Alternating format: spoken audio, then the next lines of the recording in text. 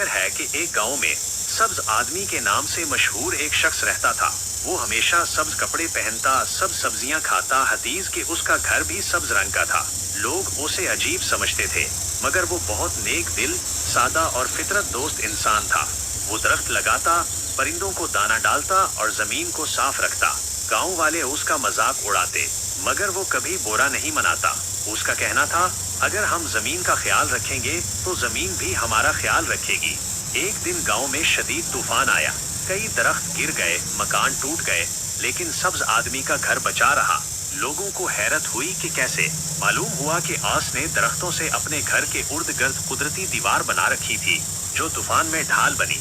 तब लोगों को एहसास हुआ कि कुदरत से दोस्ती करने वाला ही असल में अक्लमंद होता है। सबक: फितरत से मोहब्बत और जमीन का ख्याल रखना न सिर्फ दूसरों के लिए बल्कि हमारे अपने लिए भी फायदेमंद होता है।